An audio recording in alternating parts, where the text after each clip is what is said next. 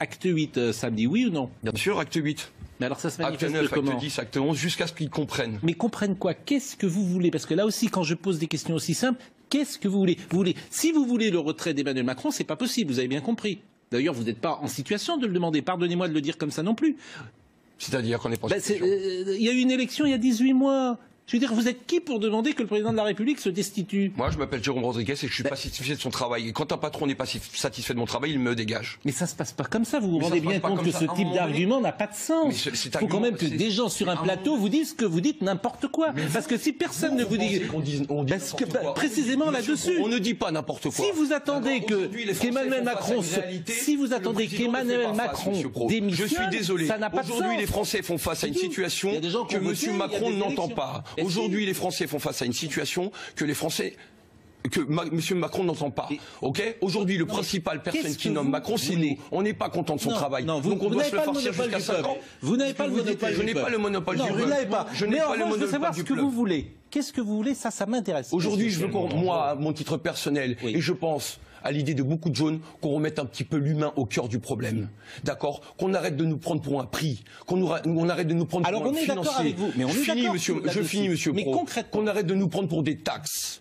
D'accord? Déjà, ce serait déjà pas mal. Qu'on remette un petit peu l'humain au cœur des choses. Que ce soit à l'échelle française, européenne ou mondiale. Mais ça s'entend. D'accord? Bien sûr que ça s'entend. Mais quand Éric Drouet dit je veux foncer dans l'Élysée, je veux rentrer dedans, ça c'est autre chose. Arrêtez avec cette histoire de foncer. C'est pas arrêter, mais écoutez-moi, moi aussi j'ai envie d'aller à l'Élysée. Moi aussi j'ai envie de rentrer dans l'Élysée. Parce que j'ai envie de, simplement, avec toute courtoisie, m'adresser à la personne qui nous fait du mal actuellement. D'accord? J'y vais pas pour manger la moquette, j'y vais pas pour casser les belles peintures, j'y vais pour discuter avec une personne qui nous a dit venez me chercher. En tout cas, le débat, voilà, j'ai pas je dis simplement le du débat dans cette émission. Véronique Jacquier. Oui, il y a quelque chose. Et alors, d'abord, est-ce que vous êtes vous-même, comment dire, parce que pour que les gens qui nous écoutent comprennent, est-ce que vous estimez comme un leader de Gilets jaunes, un représentant? Est-ce que vous représentez un témoin acteur? Mais est-ce que vous êtes une communauté? Je suis témoin depuis. Ou est-ce que vous êtes tout seul? Je suis témoin depuis 40 ans de cette situation en France. Je vais vous dire un truc, Monsieur Pro, que j'ai dit sur un autre votre plateau, si vous m'interrompez pas, d'accord? J'ai 40 ans, 79, génération sacrifiée et polluée. On s'est pris Tchernobyl. Biberon au bisphénol, jouer au phtalate. Je finis, Monsieur Pro, Monsieur Pro, je finis, Monsieur Pro, je finis. Mais c'est n'importe quoi. Tchernobyl en France, arrêtez de dire n'importe quoi. Ah, vous aussi, vous croyez que le...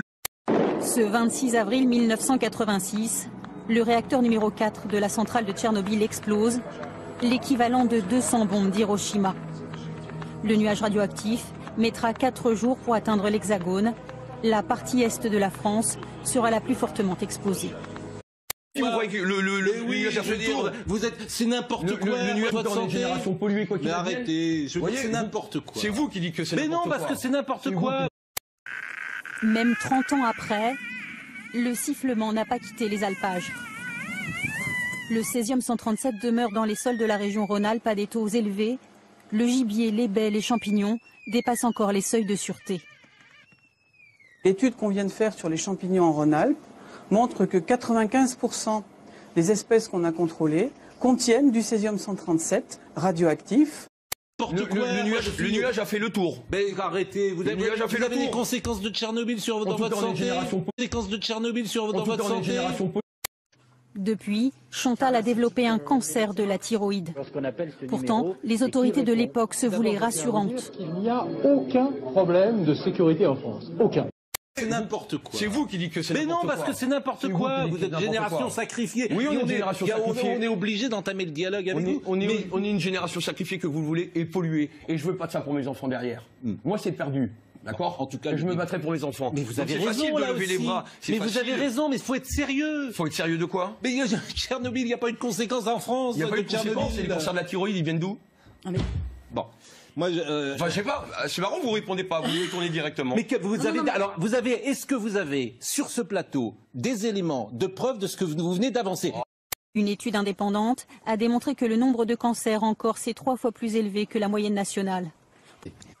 En Corse, ce médecin a lancé l'alerte auprès de l'opinion publique. Pour lui, il fallait réagir immédiatement. Et pas n'importe quoi, vous appuyez sur quoi? Vous savez lire, vous appuyez sur quoi pour dire qu'il y a des cancers de la thyroïde en France? Apparemment, il n'y a pas d'écrit, il n'y a pas d'article là-dessus. Mais moi, je veux bien tout entendre. Je vous les enverrai.